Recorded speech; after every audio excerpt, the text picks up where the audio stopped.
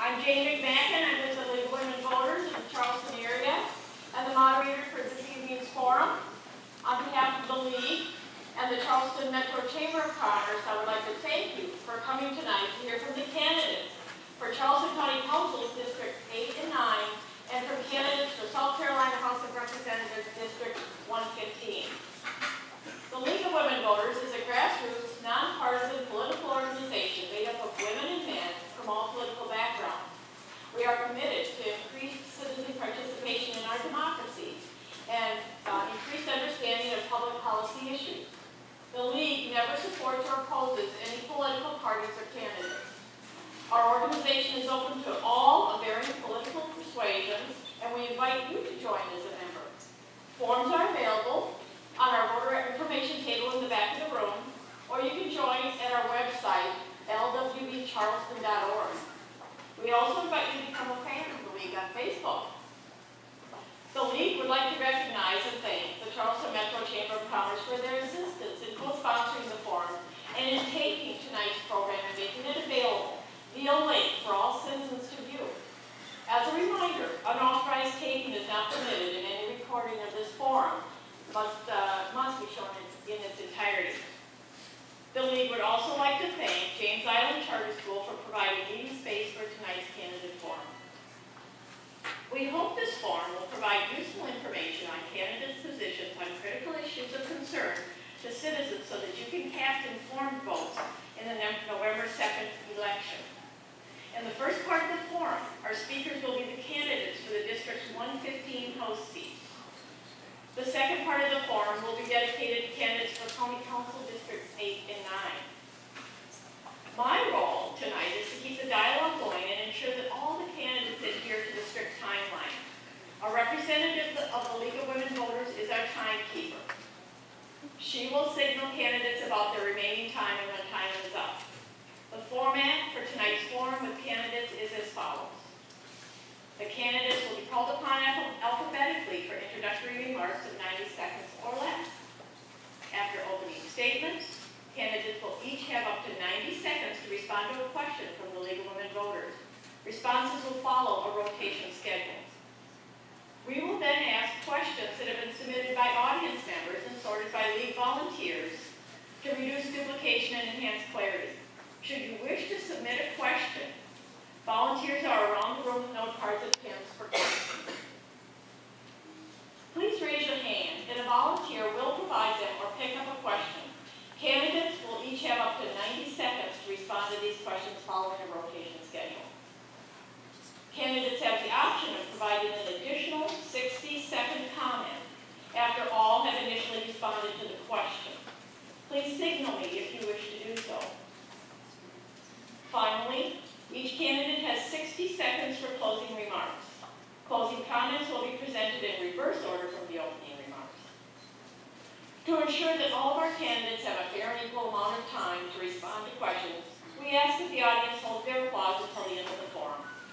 We also request that you refrain from making comments during the candidates' remarks, and kindly, could you please silence your cell phones now if you have not already done so? It's now my pleasure to introduce the candidates for a 2-year term in the South Carolina House representing District 115. Election is by plurality. The candidate with the most votes wins. Representative Ann Peterson-Hutto, Democratic Party candidate. Mr. Peter McCoy, Republican Party candidate. Mr. Eugene Platt, Green Party candidate and petition candidate. For opening statements, we will begin with Ms. Hutto. Thank you very much. I would like to thank, first of all, the League of Women Voters and James Island Charter High School for making this event possible. And I'd especially like to thank the people of James Island and Folly Beach. This is your house seat, and it has been my honor and privilege to work for you for the past 2 years. I ran for this seat 2 years ago, in part because I was tired of the partisan bickering in Columbia and tired of feeling like I had a representative who didn't listen to me or who I had no voice with. I have worked hard over the past 2 years to be an independent voice for this district, to work across party lines. I am beholden to the boss of neither party. I have worked hard to strengthen education. I have worked hard to help create jobs.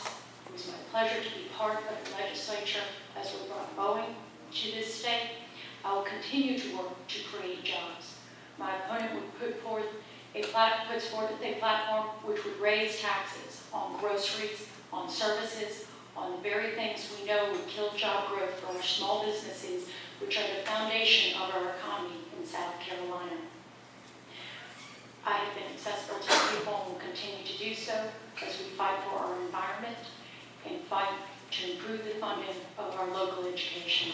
And I'd like to give a final thank you tonight to my #1 supporter, my husband David, to whom I'm married 13 years today. Thank you. Mr. McCoy. Thank you. First of all, I'd like to thank the League of Women Voters for having us here tonight. It's a privilege and it's an honor to be here speaking in front of everybody. And thank you, everybody, for coming out here tonight as well. Ladies and gentlemen, this is a critical election year. There are critical issues that our nation faces, and there are critical issues that our state faces. We currently have a representative who has failed to be a primary sponsor on a single bill. This type of ineffective leadership cannot be something that we can tolerate here on James Island and Folly Beach. We have 12.5% of our neighbors who are unemployed. We have criminals, hardened criminals, who are preying on our neighborhoods and our families every day. We have an educational system that graduates an abysmal 55% of its people on a 4-year course. We cannot afford, we do not want to have this type of leadership on James Island and Folly Beach. I'm here today to ask you for your support and your vote and to help take James Island and Folly Beach back to a conservative-based platform. Thank you.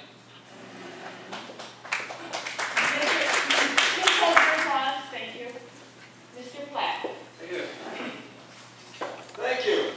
The simple fact of the matter is every single member of our state legislature is either a Republican or a Democrat. This is the way it's been for years, and this is the reason I'm running as an independent. While we use the voters as a real opportunity to try something different. My opponents represent the status quo. Although I'm honored to have the nomination of the Green Party, the fact that I'm running as an independent is much more significant. To appear on the ballot as an independent petition candidate, I went door to door with my petition, collecting thousands of signatures from voters in our district. Very often, when I knocked on a voter's door and announced I was running for the State House, the first question was, are you Democrat or Republican? My honest answer, of course, was neither, whereupon the voter would smile, say something encouraging, and sign my petition. Voters were eager to sign my petition because there's a profound disenchantment in our community as well as our country at large with both major parties. The good people of James Island and Folly Beach want real change, and my independent candidacy represents change to a far greater degree than that of either of my opponents.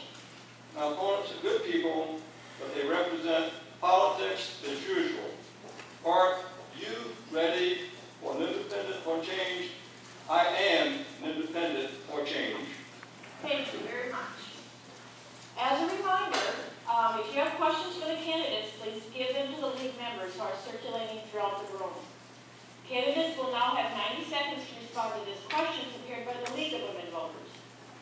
What do you see as the state's role in growth and economic development in South Carolina? And secondly, what initiatives would you support to bring more jobs to District 115? And we'll start with Mr. McCoy. Okay, so we have a question that says, what do we see as our role as a state State's role in growth and economic development in South Carolina.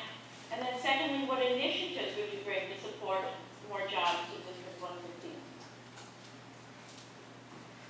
Okay, in dealing with initiatives to bring more people and more jobs to District 115, which is James Island and Folly Beach, I have, and I did in the past, I worked for 2 James Islanders who owned a small business. It was Barton and Burwell Fishing Supplies. I worked with them. I saw the hardships that small businesses faced. I see that there's no incentives out there whatsoever for them to hire anybody, for them to expand. And if you look at James Island, it is predominantly run by small businesses, and Folly Beach is as well. And I'm very proud that Boeing is coming to the area. I'm very proud that the wind turbine facilities are coming here, but we need to have incentives such as tax reductions and incentives to hire people for smaller businesses when we have these small businesses to help run James Island. Thank you. Mr. Platt. The state, of course, has a central role and responsibility for economic development, and this would be, I think, a continuation of some of the incentives that have been offered and provided to businesses to relocate, for example, although there have been some successes, and I would respectfully suggest that, although I'm one of the many who are delighted that Boeing chose the Low Country to build a new plant, the better part of $1 billion was excessive. It's likely that Boeing would have been happy to have come here far less than the $700 million that was offered. One of the things that could enhance the overall climate would be improving our education. Public education is one of many things that businesses look at when they consider relocating to a particular state. One thing I think that is a misguided notion that the Republicans are pushing is to make the state even increasingly less friendly to organized labor, as if working people who choose to band together to have their fair share of the American dream is somehow evil. So I think we need to get beyond that and to vote down this referendum that would make it hard for unions to organize. Ms. Hutto? Thank you. As a small business owner myself, I understand every day what small business owners need to grow. The most important thing we have to do to help our small business owners is to hold the line on taxes. I find it ironic that my opponent says tax reductions, yet supports an extreme scheme that would raise taxes on groceries, on basic services, the very things that we know will squelch small business. As a legislator over the past 2 years, I supported the reform of the Unemployment Security Commission. I've supported strengthening our schools, most notably Trident Technical College, which was the school that Boeing went to and said, can you educate the people that we need? It's very popular to talk about the economy as if it exists in a vacuum. We have to talk about education if we're going to talk about strengthening our economy. We have to provide our small business owners, and we have to provide the companies that would come here with the employees that can do the work. If we don't improve education on the K through 12, technical college, and higher education level, we can't do that. I will continue to work to do that, to support education, and to hold the line on tax increases. We will now start with questions from the audience. If elected to the General Assembly, what will be your #1 priority, Mr. Platt? The #1 priority will be jobs, more jobs after that. With one of the highest unemployment rates in the nation, that has to be one of the, if not the very top priority. And that ties in with the answer to the first question, that we need to provide incentives, proper incentives, not excessive incentives, such as the case of Boeing, but proper incentives to get businesses to relocate and to, just in general, make the climate more conducive